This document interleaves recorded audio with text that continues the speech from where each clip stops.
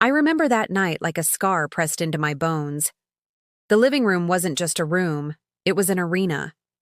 My sister Amber stood there smirking, clutching the necklace I had bought for myself after months of overtime at the diner. "Looks better on me anyway," she sneered, tilting her chin like a queen who never earned her crown. I reached for it, voice shaking. "Amber, give it back. That's mine." She shoved me hard enough that my back hit the wall. "You don't get it, do you? Everything in this house belongs to me. Dad said so. Mom said so." I felt the heat of anger rise in my chest. For once, I didn't back down. I pushed her hand away and snapped. "You're not entitled to everything just because you're their favorite. I worked for that." That was when Dad stormed in, his boots stomping heavy against the floor. His face twisted in disgust, not at Amber, but at me. "Fighting with your sister again?" he barked. "You never learn, do you?" "I'm not fighting. I uttered, cutting me off. His hand clamped around my arm, dragging me out into the backyard. The cold air stung my skin, but worse was the dread building in my stomach. Amber followed, laughing under her breath like she already knew what was coming. By the woodpile sat a stack of bricks left over from Dad's half-finished patio project. He grabbed one without hesitation. My heart hammered in my chest as I realized what he intended. "Dad, please," I begged, voice cracking. "I didn't do anything." His eyes burned with a cruel satisfaction. "You think you're worth something? You think your whining makes you equal to your sister?" He raised the brick high above his head. "Let me remind you what useless things deserve." The crack of impact against my knees was a sound I'll never forget. A sharp, sickening thunder that ripped through my body. White-hot pain exploded, and I collapsed to the ground, screaming, my vision blurring with tears. Amber's laughter pierced the night. Mom appeared at the doorway, arms folded, not rushing to help, not even shocked. She smirked and said in that mocking drawl I'd grown up with, "That's what useless things deserve. Broken things belong on the ground." I tried to crawl away, but the pain was unbearable. My legs wouldn't respond. Dad stood over me, brick still in his hand, and spit near my face. "Now, maybe you'll stop standing in your sister's way. You'll remember your place." Amber crouched beside me, her perfume choking me as much as her words. "Guess you'll never walk properly again. Perfect. Now you'll look as worthless as you always were." I lay there in the dirt, clutching my knees, every breath ragged and shallow. My own family stood above me, not as protectors but as predators. And as my cries echoed into the night, no one came. No neighbors, no friends, just them. My parents laughing, my sister sneering. It was in that moment, through the blur of agony and betrayal, that something inside me hardened. A seed was planted, watered by humiliation and pain. They thought they had broken me, reduced me to nothing. But what they didn't know was that useless things can still find a way to cut deep. And I promised myself right there on the cold ground that one day they would learn what it felt like to be worthless. The weeks that followed were a blur of pain and silence. My knees throbbed with every movement, the bruises deep purple fading into sickly yellow, and I dragged myself around the house like a ghost. Amber paraded past me daily, jingling the necklace she stole like a trophy. Dad didn't bother to hide the satisfaction in his eyes when he saw me limp.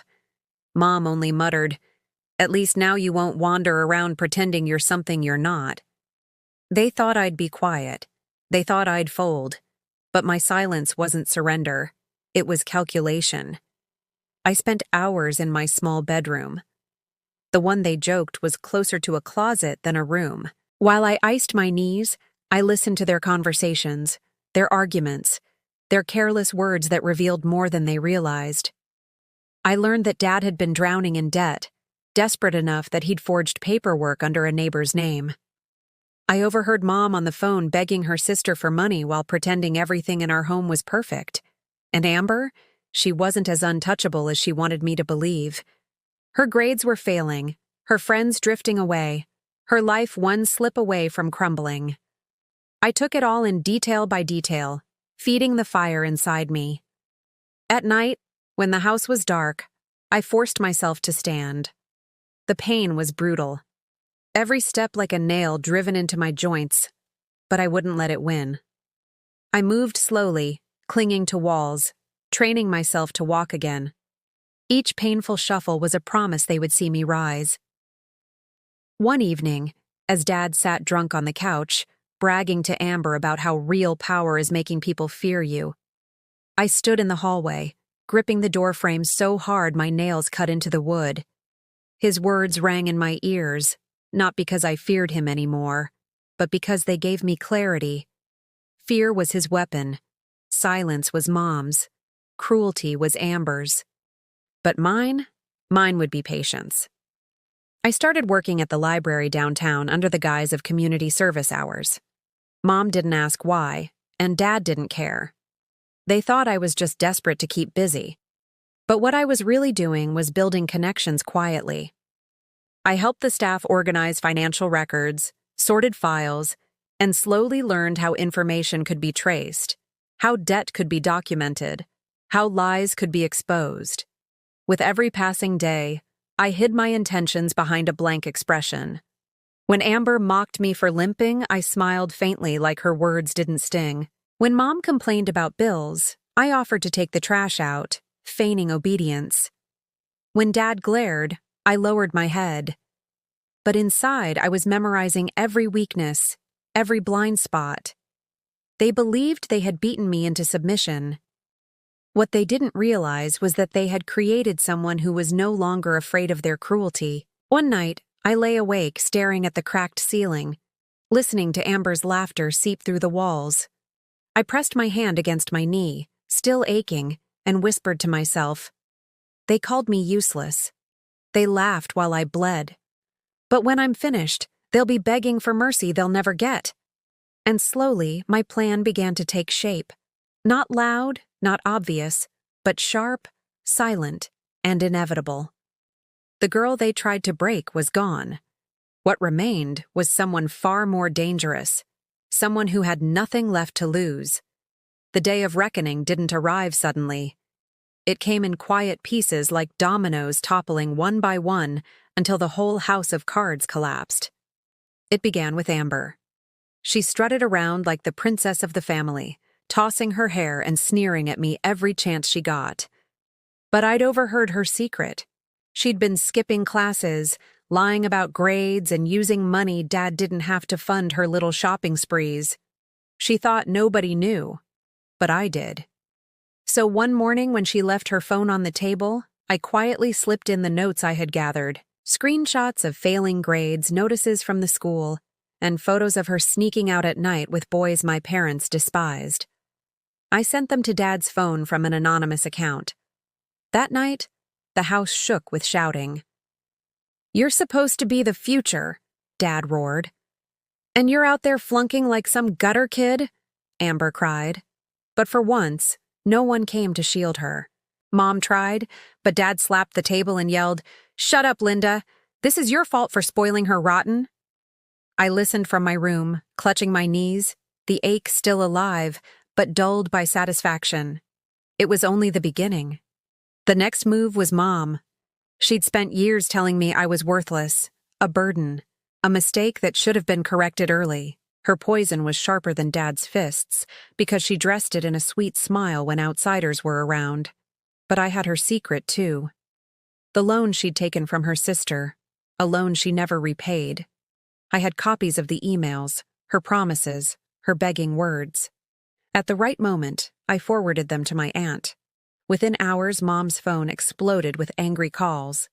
I heard her stammering excuses, her fake tears, her desperate pleas.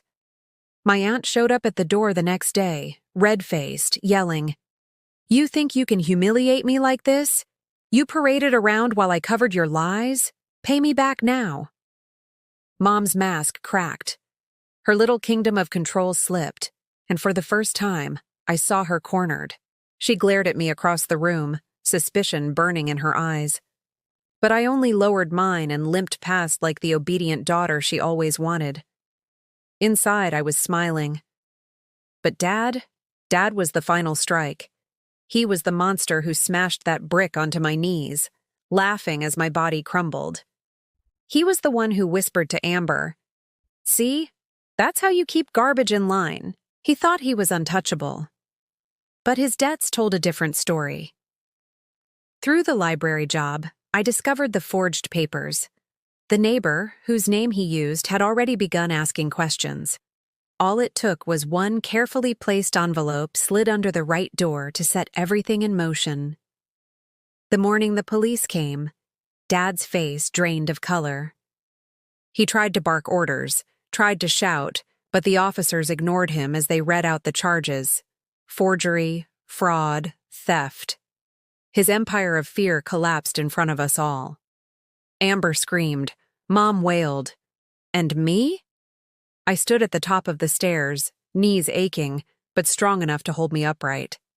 Dad looked up at me as they cuffed him. His eyes narrowed, suspicion flashing, but he couldn't say a word. For the first time, his power was gone. After they dragged him out, silence filled the house. A silence that felt like justice. Amber turned on me, her face red, tears streaking her cheeks. "This is your fault. You ruined everything." I stepped closer, my limp still there but lighter, less noticeable. My voice was steady, calm, terrifying in its quietness. "No, Amber, he ruined himself. Mom ruined herself. And you? You were never more than a spoiled brat who thought cruelty was strength. I didn't break this family. You did. I just showed you the truth." Mom collapsed onto the couch, sobbing. "We're ruined. Everything is gone." I looked at her for a long moment, then whispered the same words she once spat at me. "That's what useless things deserve." For weeks after, the house became a shadow of itself. Dad rotted in a cell. His name dragged through the mud.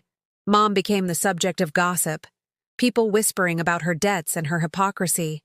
Amber. She tried to cling to her old friends, but one by one they abandoned her. And me? I walked slowly, steadily into my own future. My knees still carried scars, but they carried me. Each step hurt, but it was proof that I had survived. Sometimes late at night, I would sit by the window and let the cool air brush my face. I'd think of that moment, the brick, the laughter, the cruelty, and I would smile because they thought they had destroyed me. But in the end, I destroyed everything they loved, not with fists, not with screams, but with patience, with truth, with justice. And that was far sharper than any brick could ever be.